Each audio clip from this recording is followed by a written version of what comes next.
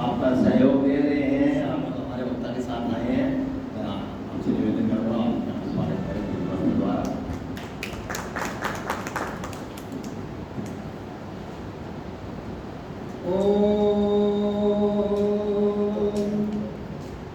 यो भूतं च भव्यं च सर्वं यच्चादितिष्ठति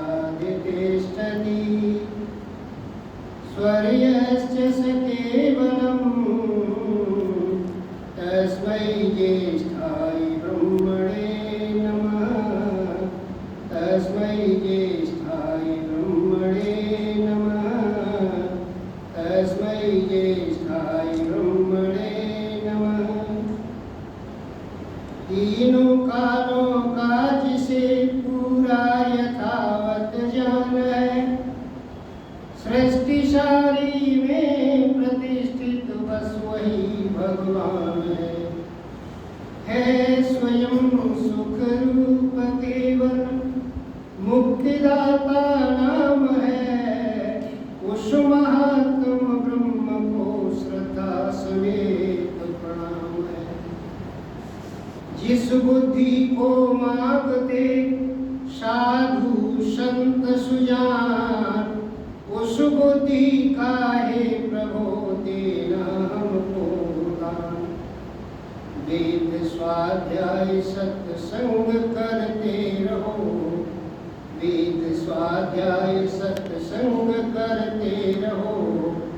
एक दिन प्राप्त सद्ज्ञान हो जाएगा, शांति होगी परम भ्रांति मिट जाएगी। शांति होगी परम भ्रांति मिट जाएगी।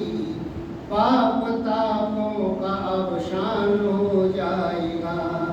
वेद स्वाध्याय सत्संग करते रहो, एक दिन प्राप्त सद्ज्ञान हो जाएगा।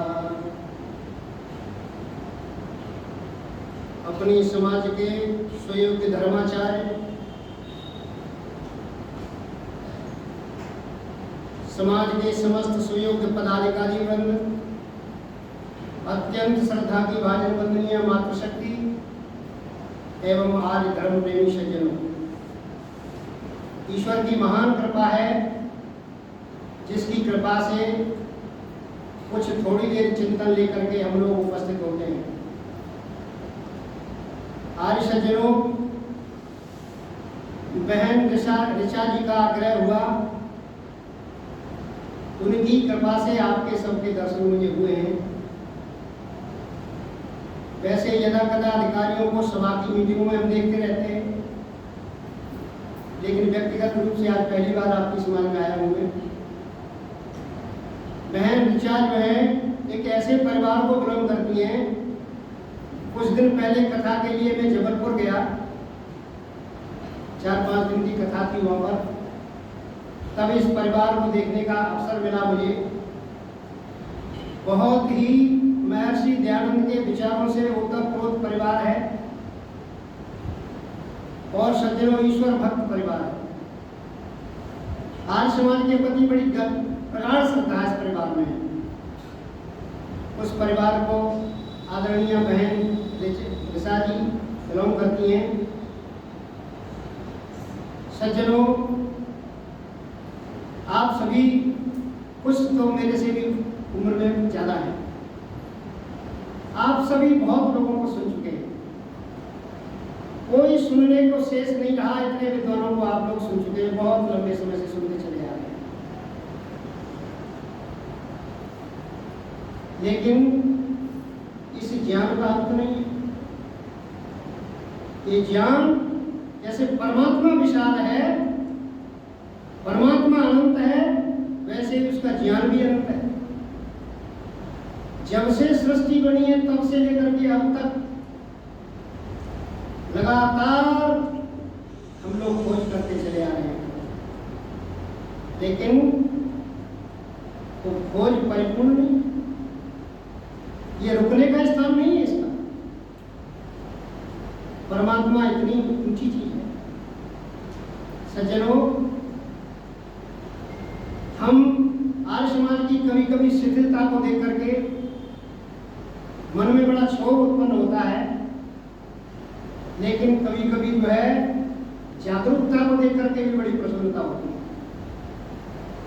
आज एक संत ने महर्षि दयानंद के ऊपर जरा सा छींटाकशी की है।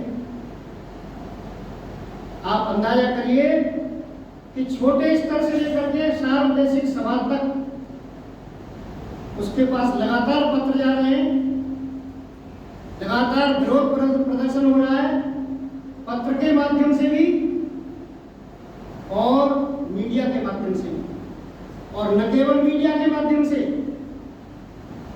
बल्कि कानूनी प्रक्रिया से भी विरोध हो रहा है। उनको नोटिस भिजवाया गया है सार समाज के द्वारा कि आपके बाहर अंदर कोई सच्चाई है तो आप हमारे से शास्त्रार्थ कर लीजिए। लेकिन सज्जनों, ये जो जागरूकता है, ये दोबारा जो है, ये बहुत अच्छी बात है कि आज समाज के ऊपर कोई छींटाकशी करता है तो हम लोग एकजुट हो जाते हैं, एक साथ मिलकर के आज चला रहे हैं उसके ऊपर।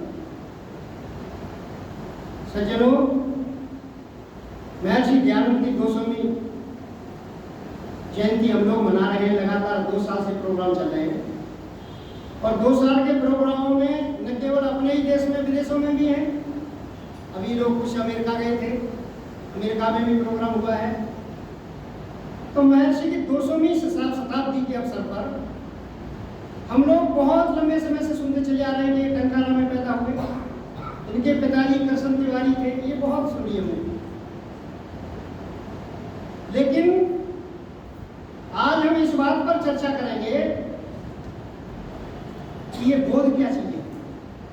महर्षि दयानंद को क्या छोटी सी घटना को देख करके बोध हो गया था? एक छोटी सी घटना उन्होंने देखी, एक पिंडी पर चूहा चल रहा था और उस घटना को देख करके इतना उपकार कर देना संसार का, क्या 65 से अधिक देशों में आज समाज है। क्या ऐसा हो सकता है? ऐसा संभव है? सज्जनों, इतना आसानी से बोध नहीं हुआ था। बोध की बड़ी लंबी प्रक्रिया है। बोध कैसे होता है? हमारे ऋषि लोग बताया करते हैं, शक्ति निपुणता लोक शास्त्र का ज्ञान ये बोध होता कैसे? महर्षि दयानंद को कैसे बोध हुआ और हमको क्यों नहीं हो रहा? हम भी तो 40-50 वर्ष से सुनते चले आ रहे हैं समाज को, लेकिन उतना भला नहीं कर पा रहे हम। शक्ति निपुणता लोक शास्त्र का व्याख्या विचार। शक्ति कहते हैं स्वभाव, जो पूर्व जन्म की शक्ति है। जो कुछ हम कर्म करते हैं वो कर्म हमारे संस्कार के रूप में संचित होते रहते हैं और वो संचित होकर के जब हम दूसरे जन्म में जाते हैं तो वो कर्म हमारे बने रहते हैं, संस्कार के रूप में बने रहते हैं। संस्कार 2 प्रकार के हुआ करते हैं, आपने बहुत सुना होगा। एक तो जो है वासना रूप संस्कार, जिसे स्वभाव कहते हैं हम, और एक धर्माधर्म रूप संस्कार, जिनके कारण हमें सुख और दुख मिलते हैं। स्वभाव अलग चीज है और सुख दुख मिलना वो अधर्म और अधर्म के संस्कारों से मिलता है। सज्जनों, महर्षि दयानंद जिस समय घटना देखी तो उनके दिमाग में एक विचार जरूर आया कि भाई ये सच्चा शिव नहीं हो सकता। ये जब अपने ऊपर से चूहा नहीं हटा सकता तो ये सच्चा शिव नहीं है, संसार का कल्याण नहीं कर सकता है। और एक विचार दिमाग में पैदा हुआ। घर से वो निकले और निकलने के बाद कोई उनकी अंगूठी छुड़ा लेता है, कोई उनके कपड़े तड़पा लेता है। लगातार ऋषि चल रहा है, चलता चला रहा। सज्जनों, उस चलने की यात्रा में स्वामी पूर्णानंद से मिलते हैं। किसी से ब्रह्म विद्या सीख रहे हैं, किसी से योग विद्या सीख रहे हैं। लगातार सबका ऋषि ऋषि सीखते चले जा रहे हैं। गुरु पूर्णानंद से कहने लगे, महाराज मुझे संन्यास की दीक्षा दीजिए आप। पूर्णानंद कहने लगे, हम तो भाई महाराष्ट्र के हैं, आप गुर्जर ब्रह्मचारी हो, आप जो है किसी गुर्जर सन्यासी से दीक्षा लीजिए। सज्जनों, ये संकीर्णता हमारे देश के अंदर थी। एक प्रांत का व्यक्ति दूसरे प्रांत के व्यक्ति को संन्यास की दीक्षा नहीं दे सकता। उनके शिष्यों ने कहा महाराज ऐसा कुछ नहीं है, आप भी इनको दीक्षा दे सकते हैं। ये ब्रह्मचारी शुद्ध है, इसका वैराग्य शुद्ध है, इसका वैराग्य जो है वो संसार वैराग्य नहीं है। संसार वैराग्य समझते हैं? जो शमशान में जब व्यक्ति को हम ले जाते हैं तो वहां एक से एक ज्ञानी इकट्ठा होता है, कहते हैं भाई संसार में कुछ नहीं है, संसार बेकार।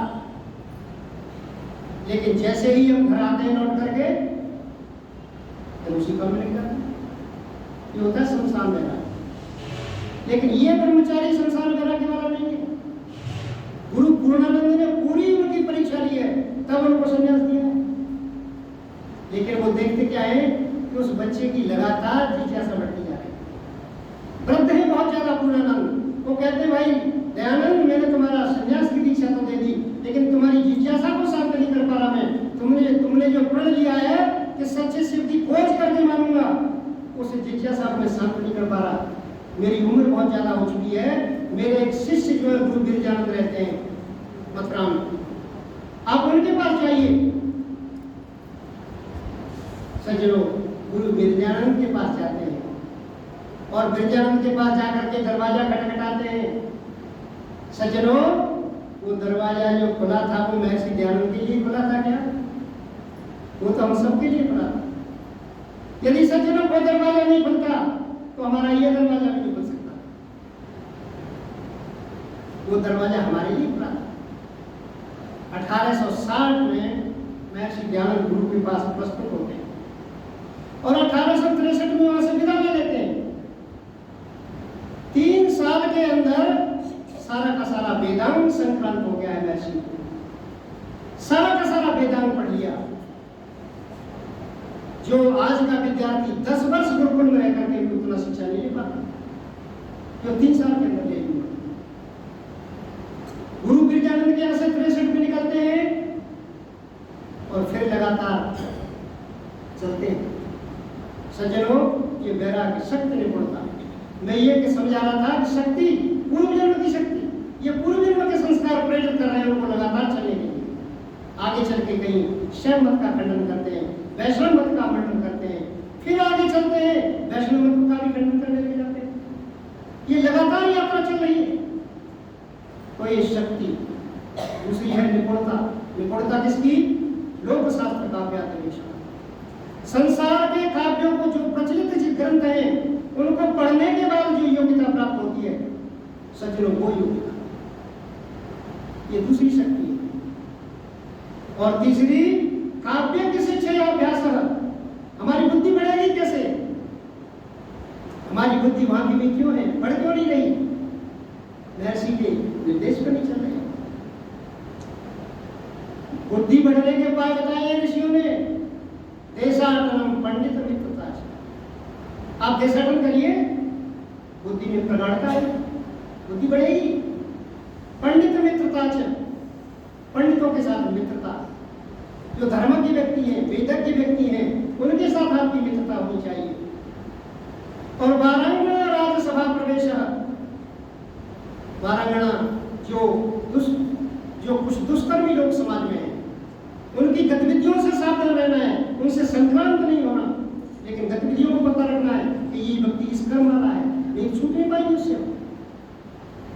राजसभा प्रवेश, राजा की सभा का प्रवेश, राजा के नियम हमें पता होनी चाहिए। हमें ये पता होना चाहिए कि किस रास्ते पर चलना है सड़क पे। हमें नित्य कर्म की परिभाषा ही है। नित्य कर्म की परिभाषा है जिसको करने से कोई लाभ ज्यादा ना हो, लेकिन न करने से हानि हो जाए। यदि हम गलत रास्ते पे चलेंगे, गलत डायरेक्शन में चलेंगे, तो पुलिस वाला आपको दंड कर देगा। और सही रास्ते पे चलेंगे तो पुलिस वाला बुला करके ये नहीं कहेगा भाई साहब आप बहुत बढ़िया आदमी हैं, आप तो अच्छे रास्ते में, ठीक रास्ते में चल रहे हैं, 100 रुपये मेरे से भी ले जाओ, ऐसे नहीं कहेगा। नित्य कर्म होता ही वो है जिसको करने से कोई ज्यादा लाभ ना हो, लेकिन न करने से हानि हो जाए। हम रोजाना दातुन करते हैं, तो कभी बाबा रामदेव आकर के कहे कि भाई आपके तो दांत बड़े साफ हैं, आप एक टूथपेस्ट मेरे से भी ले लीजिए, नहीं कहेगा। लेकिन यदि हमने नहीं किया तो दांत खराब हो जाएंगे। सज्जनों, अनेक शास्त्राण विरोधता, तमाम शास्त्रों को पढ़ना, चातुर्य मूलानि भवन्ति पंच, एक शास्त्र को पढ़ने से बुद्धि नहीं बढ़ेगी। हमारे एक अध्यापक थे, बचपन में रामायण ले आए कहीं से, और आज मरणासन अवस्था में उसी रामायण में लगे रहते हैं। शास्त्र क्या कहता है? एक शास्त्र अधीयान किम बुद्धि शास्त्र निश्चय। यदि एक शास्त्र को पढ़ा तो बुद्धि नहीं बढ़ेगी हमारी। चरक शास्त्र कहता है एक रसाभ्यास, दुर्बल करना नाम एक रसाभ्यास। आप दुर्बल होना चाहते हो तो एक रस का अभ्यास करते रहो, रोजाना मीठा मीठा खाते रहो, दुर्बल होते चले जाओ। इस शरीर को 6 शास्त्रों की जरूरत है, इस शरीर को 6 रसों की जरूरत है, इसलिए इसको 6 शास्त्रों की भी जरूरत है, 4 वेदों की भी जरूरत है। अनेक शास्त्राण वेदोक्तानि चातुर्य मूलानि भवन्ति पंच। ये चतुर्था, बुद्धि में चतुरता पैदा करने के नियम है, लेकिन हम चल नहीं रहे। केवल श्रवण मात्र से, दर्शनकार कहते हैं कि नम श्रवण मात्र तत्सिद्धि।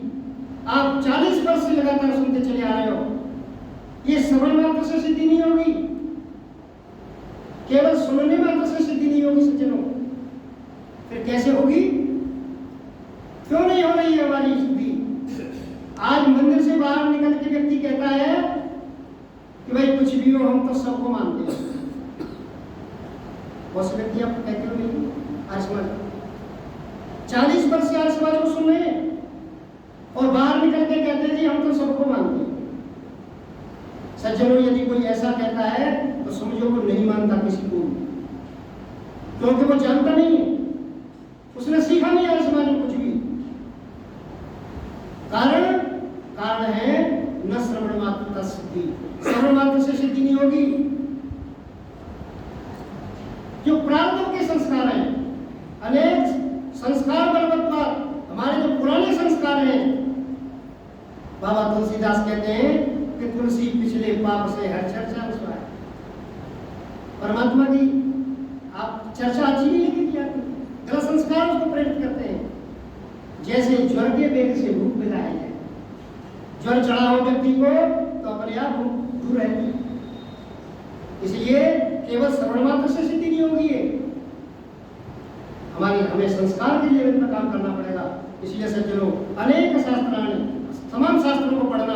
तो मैं कह रहा था कि काव्य की शिक्षा अभ्यास, जो काव्य की व्यक्ति हैं, जो धर्माचार्य हैं, जो बड़े बड़े शास्त्रों के पढ़ने वाले हैं, उनके साथ बैठ करके उनकी शिक्षा लेना और फिर उसका अभ्यास करना।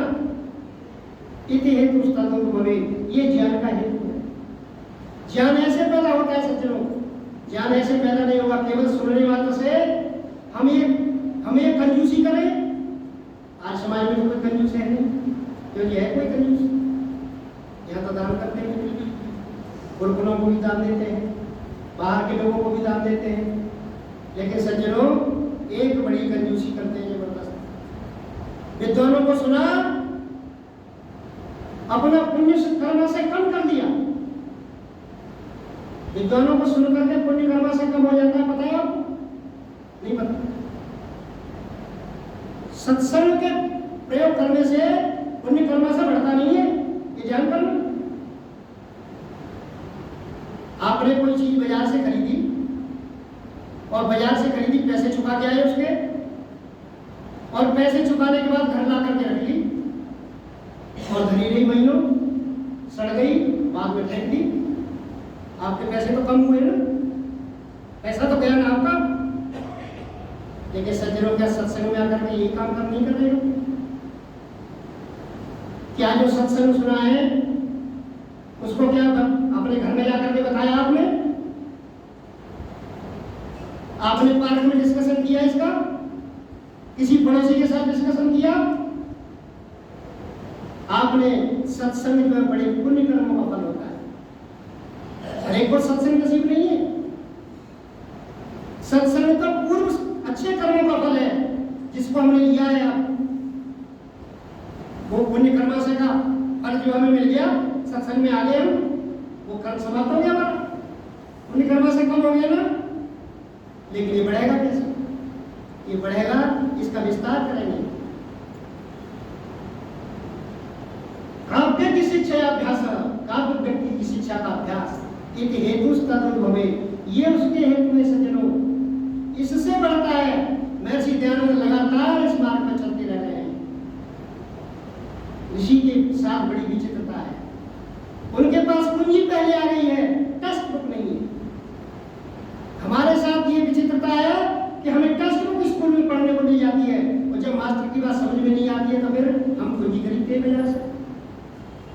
लेकिन ऋषि के साथ विचित्रता है, ऋषि के पास पूंजी पहले आ गई है, वेदांत पहले पढ़ लिए, निरुक्त पढ़ लिया, व्याकरण पढ़ लिया, लेकिन पढ़ने के लिए वेद नहीं, छटपटाता है वेदों के लिए, कभी आगरा जाता है। 1863 में विदा होने के बाद 1867 में संसार के रंगमंच पर उपस्थित हुए। 4 साल लगे उनको वेदों को इकट्ठा करने में। कोई तो एक इतिहासकार तो ये बताते हैं कि जर्मन से वेद मंगाए गए, क्योंकि यहाँ तो ये कहते थे कि सारे वेदों को सकटासुर पाताल में ले गया और बदले में पुराणों के कपोड़ों को दे दिया। अब वेद तो है नहीं हमारे पास, लेकिन सज्जनों वेद प्राप्त किए। उस वेद में पढ़ने के बाद ईश्वर का स्वरूप सामने रखा। सज्जनों, कैसा स्वरूप हमारे सामने रखा? ईश्वर है कैसा? हम कैसा मान बैठे हैं उसको? कैसा ईश्वर है? उसका स्वरूप क्या है ईश्वर का? वेदों में सज्जनों वो 2 प्रकार से समझ में आता है। एक तो वेद पढ़ने से आता है। अब हम लोग वेद पढ़े नहीं, वेद पढ़ने में रुचि नहीं है, क्योंकि वेदांगों का ज्ञान नहीं है, वेद के अर्थ को समझ नहीं सकते। तो परमात्मा का दूसरा ये दृश्य का है, ये संसार जो है इसके द्वारा नहीं समझते हम ईश्वर को, दृश्य काव्य से भी समझते हैं। एक श्रव्य काव्य है, एक दृश्य काव्य है। जो वेदों में लिखा हुआ है वही संसार के अंदर है, और जो संसार में वही वेद में है। परमात्मा की रचना है दोनों। सज्जनों, यदि संस्कृत नहीं पढ़ी हमने, वेद नहीं पढ़े, तो संसार को देखते हैं हम, इस संसार से भी ईश्वर समझ सकते हैं। कैसे समझेगी? ये पृथ्वी बहुत स्थूल है, ये दिखाई देती है, जल उससे सूक्ष्म है। जल, इस पृथ्वी पर जल डालो अंदर चला जाता है, जो पृथ्वी से सूक्ष्म जल है। और जल से भी सूक्ष्म अग्नि है। अग्नि जल के अंदर चली जाती है, क्यों? जल को भी गर्म कर देती है। और अग्नि से भी सूक्ष्म वायु है। वायु अग्नि को जलाती है, वायु ना हो तो अग्नि नहीं जल सकती, इसलिए वायु सूक्ष्म है। और इस वायु से भी सूक्ष्म आकाश है, जो स्पेस पैदा करता है। आकाश का दर्शन में 2 तरह से बताया गया है। आकाश 2 प्रकार का होगा, एक तो अभाव यानी स्पेस, जिसमें कुछ भी नहीं, और एक पंचभौतिक जिसका शब्द गुण है, शब्द जिसका गुण है वो आकाश। तो ये पंचभौतिक सूक्ष्म है। इन पंचभौतिक तत्वों से भी सूक्ष्म जीवात्मा है, जो इस 5 तत्वों के अंदर घुसी हुई है। और जीवात्मा से भी सूक्ष्म परमात्मा है, जो जीवात्मा के अंदर भी घुसा हुआ है। लेकिन सज्जनों, परमात्मा के रहने की स्थिति बड़ी विचित्र है। घुसा तो है, लेकिन रहता कैसे है? वैशेषिक दर्शनकार कहते हैं कि रहता पृथक भाव से, घुला मिला नहीं है। जैसे पानी डालो दूध में तो वो घुल जाता है, पानी में पानी डाल दो तो मिल जाता है आपस में। गेहूं के ढेर में दूसरे गेहूं डाल दो तो मिल जाते हैं। लेकिन जीवात्मा और परमात्मा एक साथ रहते हैं, लेकिन घुलते मिलते नहीं आपस में। सज्जनों, चित्त शक्ति अपरिणामी। योग दर्शन का भाष्य करते हुए ऋषि व्यास लिखते हैं, ये चित्त शक्ति है कैसी? चेतन शक्ति, चाहे वो परमात्मा की हो चाहे वो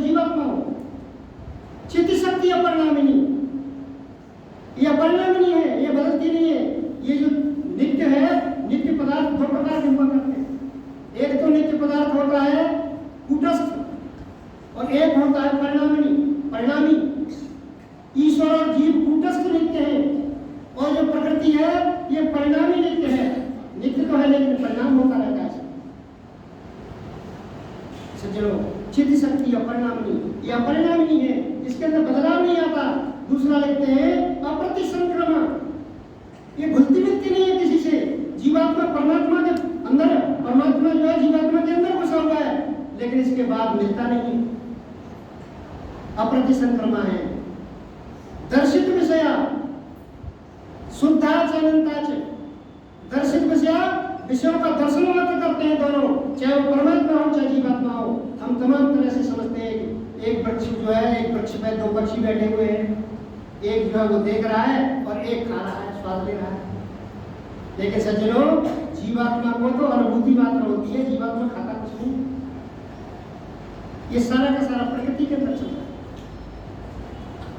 जीवात्मा की स्थिति केवल ये है कि जैसे मिठाई की दुकान पर आप गए, आपने देखा कहीं लड्डू रखे हुए हैं, कहीं गुलाब जामुन रखी हुई है, कहीं रबड़ी रखी हुई है, तमाम चीज देखी और देखने के बाद चले आए वापस बगैर खरीदे।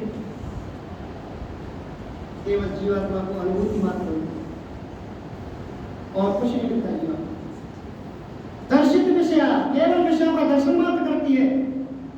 शुद्धाच अनंताच, शुद्ध है, इसमें किसी तरह की मिलावट नहीं है। परमात्मा जीवात्मा के अंदर रहता है।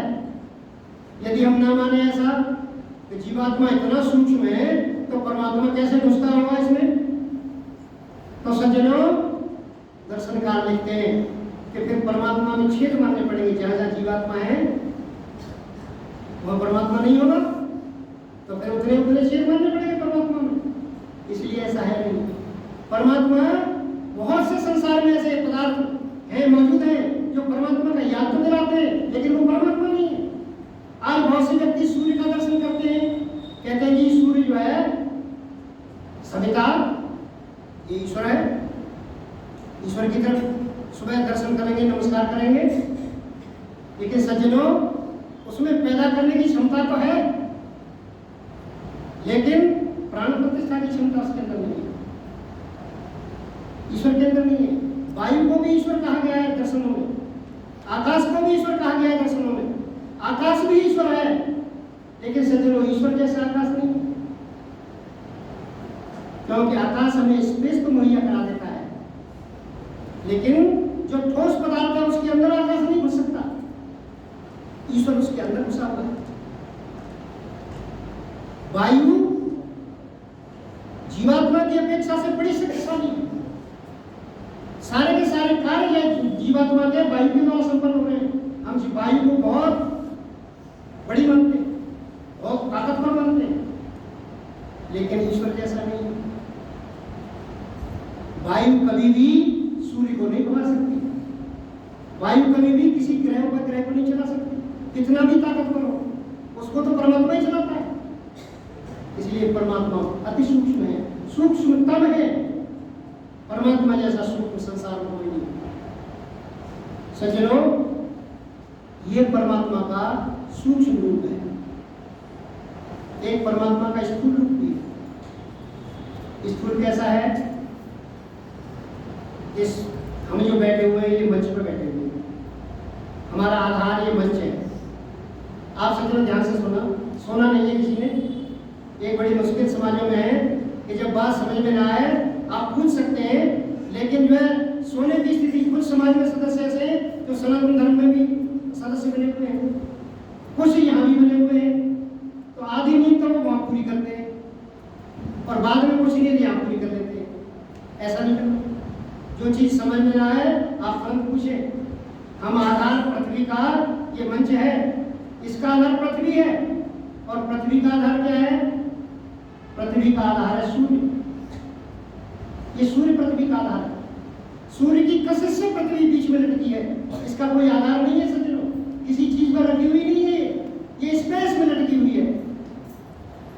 इस सूर्य का आधार क्या है? इस सूर्य का आधार है सौरमंडल। ये सारे के सारे ग्रह और उपग्रह एक दूसरे की कशिश से एक दूसरे को टिकाए हुए हैं। संसार में टिक नहीं सकता वैसे कोई पदार्थ टिक नहीं सकता, सारे एक दूसरे को टिकाए हुए हैं। तो ये सौरमंडल, ये सूर्य का आधार सौरमंडल है। इस सौरमंडल का आधार क्या है? सौरमंडल का आधार है गैलेक्सी, इसको हम आकाशगंगा कहते हैं। वैज्ञानिक लोग उसको आकाशगंगा कहा करते हैं। इस आकाशगंगा का क्या आधार है सज्जनों? इस आकाशगंगा का आधार है दूसरी आकाशगंगा, दूसरी का आधार है तीसरी आकाशगंगा, तीसरी का आधार है चौथी आकाशगंगा। इस तरह से वैज्ञानिक लोग बताते हैं कि अरबों गैलेक्सियां आकाश में चक्कर काटती हैं एक दूसरे के साथ। इनको चलाने वाला कौन है? इनको चलाने वाला है परमात्मा। परमात्मा चलाने वाला है। संसार में कोई भी व्यक्ति, कोई भी जीवात्मा इन गैलेक्सियों को नहीं चला सकता। लेकिन मनुष्य बड़ा खतरनाक प्राणी है। मनुष्य बहुत खतरनाक है। ये उसकी भी प्राण प्रतिष्ठा करने को तैयार है जो गैलेक्सियों को चला रहा है। बड़ी विचित्रता है। बड़े बड़े प्रधानमंत्री प्राण प्रतिष्ठा में लगे हुए हैं। सज्जनों, परमात्मा को समझें। परमात्मा महर्षि वेद से पढ़ करके बता रहे हैं हमें। वेद में लिखा है कि अणु अणिया महत्व मैया। परमात्मा अणु से भी अणु है। आप संस्कृत ना पढ़ो, इस तरह से कभी समझ सकते हैं परमात्मा को? परमात्मा की विशालता को ऐसे भी समझ सकते हैं आप? ये जरूरी नहीं कि आप वेद पढ़ जाए, कि ऐसे नहीं समझ सकते क्या हम? लेकिन समझना नहीं चाहते, हम परमात्मा को जानना नहीं चाहते। जब ऐसा परमात्मा है तो उसका ध्यान कैसे हो? कैसे ध्यान करें उस परमात्मा का? सज्जनों, वो परमात्मा न केवल मनुष्य के शरीर में, फिर जब रहता है, साथ साथ रहते हैं, तो वो ज्ञान कैसे देता है? वो सज्जनों ज्ञान का प्रकाश फैलाता है जीवात्मा के ऊपर। जीवात्मा के ऊपर ज्ञान का प्रकाश करता है, ज्ञान देता है परमात्मा। और न केवल मनुष्य को, संसार के समस्त प्राणी मात्र को परमात्मा ज्ञान देता है। आप ये न समझें कि आप मनुष्य हैं तो केवल हमें ही ज्ञान देता होगा। मानव की क्या पशुओं को भी वो परम पिता चेताता है। उत्साह और लज्जा शंका उनके भी दिल उपजाता है। उत्साह और लज्जा शंका उनके भी दिल उपजाता है। पशुओं को, पक्षियों को, चींटी को, मच्छर को, सभी के हृदय में लाइट परमात्मा। रोटी का टुकड़ा कुत्ते को देखो जब डाला जाता है, वो पूंछ हिलावे खुश होकर और वहीं बैठ कर खाता है। किसी कुत्ते को आप रोटी का टुकड़ा डाल दो तो वो बहुत अच्छी तरह से आपका धन्यवाद करेगा पूंछ हिला करके, और वहीं बैठ करके खाए। फिर कुत्ता वहीं किसी घर से रोटियां चुरा कर लाता है। डरते डरते छिप कर खावे, बिल्कुल नहीं पूंछ हिलाता है। क्यों करके मैंने चोरी की है, क्यों करके मैंने चोरी की है, कुत्ता ये मन में जान रहा है। स्वयं सिद्ध सब जीवों को पापों से रोक भगवान रहा है। स्वयं सिद्ध सब जीवों को पापों से रोक भगवान रहा। समस्त जीवों को परमात्मा रोक। हम किसकी बन सकते हैं? सज्जनों, को अंतर्यामी है, अंदर बैठ करके हमारा नियमन करता है, अंदर बैठ करके नियंत्रण करता है। लेकिन हम क्या करते हैं? उसकी आवाज को सुनते नहीं। जिस दिन जीवात्मा उसकी आवाज को सुनना शुरू कर देगा, सज्जनों, मोक्ष में देर नहीं है, लेकिन उसकी आवाज को सुनते ही नहीं है। उसकी आवाज को सुनना नहीं चाहते। परमात्मा लाइट करता है। सज्जनों, केवल यही लाइट नहीं करता कि केवल मनुष्यों को या प्राणियों को। ये जो स्थावर योनि के प्राणी हैं, जो वृक्ष वनस्पतियां हैं, इनके अंदर भी परमात्मा का प्रकाश है। आप ये कहेंगे वृक्ष वनस्पतियों में जीव ही नहीं होता। बहुत से लोग ये कहते हैं कि इनमें जीव नहीं होता। सज्जनों, इनके अंदर भी जीवात्मा। जैसे संसार में हम भोजन ग्रहण करते हैं, वैसे ये भी ग्रहण करते हैं भोजन। जैसे संसार में हम सांस लेते हैं, वैसे ये भी सांस लेते हैं। हम सांस लेते हैं ऑक्सीजन, कार्बन बाहर निकालते हैं। परमात्मा की विचित्र व्यवस्था है, ये कार्बन लेते हैं और ऑक्सीजन निकालते हैं। विज्ञान से सिद्ध है सज्जनों। जैसे 6 विकार हमारे अंदर होते हैं, समस्त प्राणियों के अंदर 6 विकार हैं।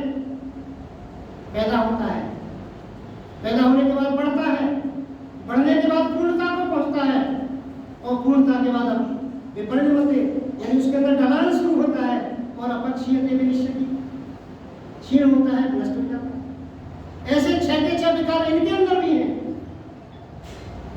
और सज्जनों, जैसे संतान हम पैदा किया करते हैं, वैसे स्वसमान की उत्पत्ति ये भी करते हैं। ये स्थावरियों ने भी करती है, अपने समान अपनी संतान की उत्पत्ति करती है। तो फिर सज्जनों कैसे नहीं है इनके अंदर जीव? इनके अंदर जीवात्मा है। एक सज्जन कहने लगे, एक आर्य समाज में बता रहा था, तो कहने लगे ये बताओ कि हमारे पास बुद्धि है, इनके पास भी बुद्धि है क्या? इन पेड़ों के पास भी बुद्धि है क्या? सज्जनों, इन पेड़ों के पास भी बुद्धि है। संसार में परमात्मा की लाइट केवल बुद्धि तत्व में पड़ती है। यदि बुद्धि तत्व में ना पड़े तो अपने आप जीवात्मा चलने में असमर्थ है, जीवात्मा अल्पज है। बुद्धि कैसे है इनके अंदर? सज्जनों, एक पेड़ आप नींबू का लगा दीजिए, उसके पास ही एक पेड़ केले का लगा दीजिए, एक पेड़ आम का लगा दीजिए, एक पेड़ जामुन का लगा दीजिए। सारे के सारे अपना अपना भोजन खा, कोई किसी का भोजन नहीं है। आप पास में नींबू का पेड़ लगा हुआ है, लेकिन उसका जो रस है वो जामुन के अंदर नहीं है। अपना अपना भोजन खाते हैं, और हमारे अंदर बुद्धि है। हम सर्वश्रेष्ठ प्राणी है संसार में, लेकिन हमें पता नहीं कि हम क्या खाना चाहिए। हम शेर का भोजन खाने को भी तैयार, गीदड़ का भोजन भी खाने को तैयार, और कहते हैं कि ये अंडा तो कोई दिक्कत नहीं है, अंडा तो बहुत बढ़िया है, अंडा तो वेजिटेबल है, विटामिन से। किसी गाय को खिला के देखो, नहीं खाएगा। हमें अपने खाने का पता नहीं है सज्जनों। संसार के अंदर जितना भी ज्ञान का प्रकाश है, वो सारा का सारा परमात्मा का है।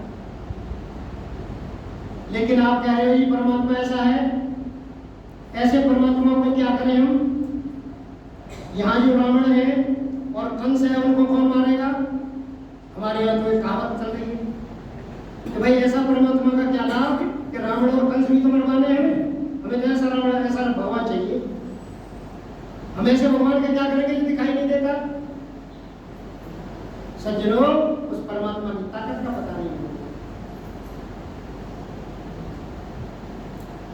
लाखों नगरों का नाश फलक में एक भूकंप उड़ाता है, एक ही बार का प्लेग समझ लो लाखों कब्र बनाता है।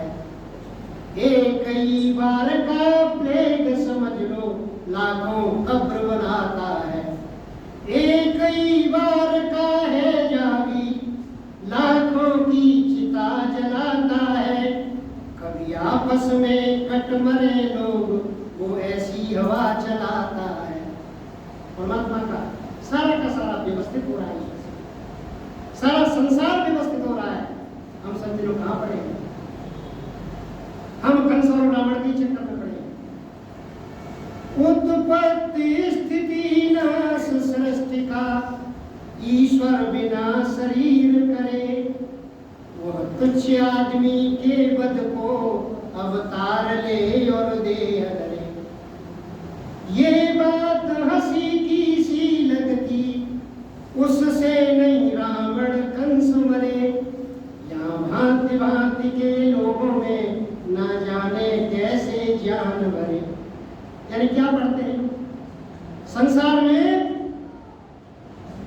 ऐसा कोई पदार्थ नहीं है जो परमात्मा से नियंत्रण ना हो रहा हो। न केवल चेतन बल्कि जड़ पदार्थ भी परमात्मा से नियंत्रण हो रहे हैं। जड़ पदार्थ कोई भी परमात्मा की आज्ञा को उल्लंघन नहीं कर सकता।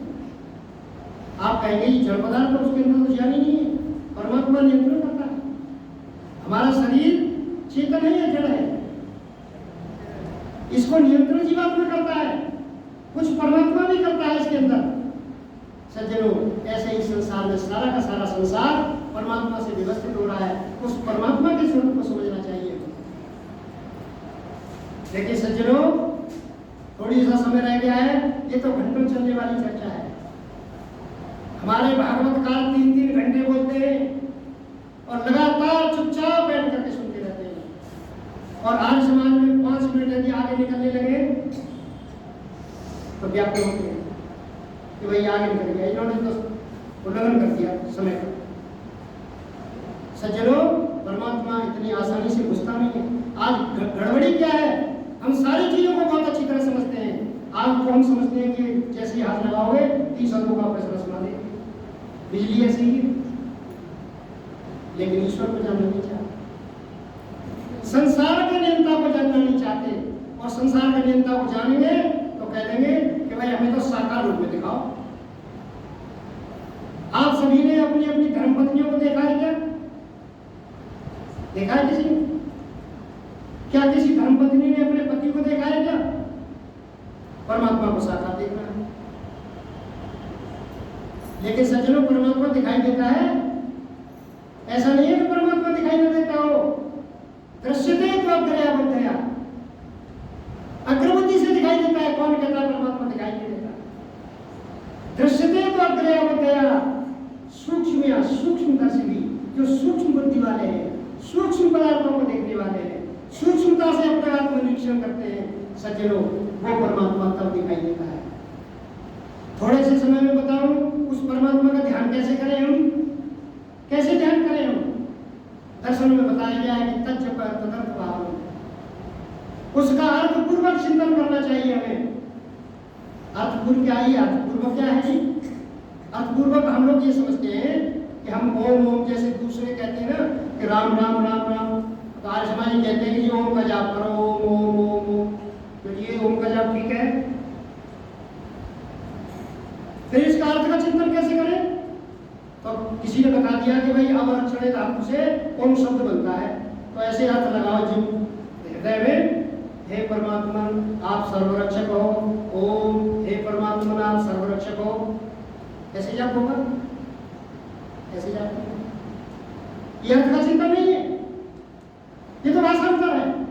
एक शब्द संस्कृत में, उसको आपने हिंदी में बोल दिया, ये तो भाषांतर है। फिर जाप कैसे होगा परमात्मा का?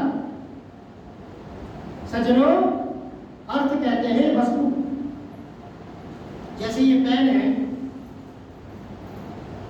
इसके लिए शब्द है लेखनी। लेखनी शब्द हिंदी शब्द है। यदि इस लेखनी शब्द को हम संस्कृत लेखनी कहें तो इसके अंदर प्रत्यय लगाना पड़ेगा, तो वो पद बन जाएगा। जैसे बालक शब्द है, बालक हिंदी शब्द है, यदि इसमें प्रत्यय लगा देंगे तो बालक का शब्द बन जाएगा, वो पद बन जाएगा। और अर्थ क्या है? वो बालक जो बैठा है। इसी तरह से लेखनी, लेखनी शब्द है और ये अर्थ है उसका, इसलिए तो इसको पदार्थ कहते हैं। पदार्थ होता है ना, परमात्मा भी पदार्थ है, पद का अर्थ है। कौन पद है उसका अर्थ परमात्मा है। सज्जनों,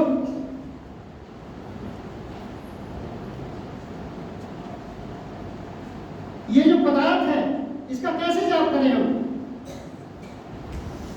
आप किसी रेलवे स्टेशन का नाम लो, कौन सा चित्र दिल में आएगा? रेलवे स्टेशन का आएगा। आप अपने पिताजी का नाम स्मरण करो, कौन सा चित्र आएगा आपके दिमाग में? पिताजी का आएगा। लेकिन जब ओम का जाप करेंगे तो कौन सा चित्र आएगा? कोई चित्र नहीं है, ओम का कोई चित्र नहीं है। फिर कौन सा आना चाहिए? उस समय कौन सा जाप आना चाहिए? सज्जनों, ध्यानपूर्वक सुनना जरा। कौन सा चित्र हमारे दिमाग में आना चाहिए? वो चित्र आना चाहिए जो दर्शनों में बताया गया है। जैसे बिनौला शब्द है, बिनौला, आपने बिनौला देखा है कभी? बिनौले के चारों तरफ रुई आवत होती है, उस तरह से परमात्मा हमारे चारों तरफ आवत है। मेरे और परमात्मा के सिवाय कोई संसार नहीं है, प्रलयवत स्थिति है। इस तरह से आप ध्यान करेंगे तो परमात्मा का जरूर दर्शन होगा। और परमात्मा का दर्शन, उसकी ताकत, उसका ज्ञान है। परमात्मा का ज्ञान नहीं हो रहा, 50-50 वर्ष से ओम का जाप कर रहे हैं, उसका ज्ञान नहीं हो रहा हमें, सज्जनों कहीं ना कहीं गलती पे हम उसको ठीक जाप नहीं कर रहे, क्योंकि सबसे बड़ा परमात्मा का फल है स्मृति का बढ़ना। हमारी स्मृति बढ़नी चाहिए। हमारे दिमाग में जो टेंशन आज चल रही है, जिसकी वजह से स्मृति हमारी धूमिल हुई पड़ी है, हमें कुछ भी याद नहीं रहता। जैसे ही सुना और बाहर पूछो, एक सज्जन मेरे से बड़ी तारीफ करने लगे, कहने लगे बहुत अच्छा बोलते हो भाई, बहुत अच्छा लगा हमें।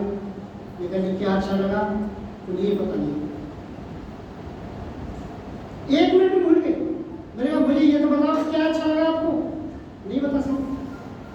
कारण स्मृति बहुत कमजोर हो चुकी है, किसी बात को सुनना ही नहीं चाहते, स्थिर नहीं करना चाहते उसको, डिस्कशन नहीं। प्रवचन तीसरी अवस्था है ज्ञान की, पहले किसी को सुनना, फिर उसका स्वाध्याय करना, फिर बताना दूसरों को, जब तक बताएंगे नहीं व्यवहार में आएगी नहीं शिक्षा।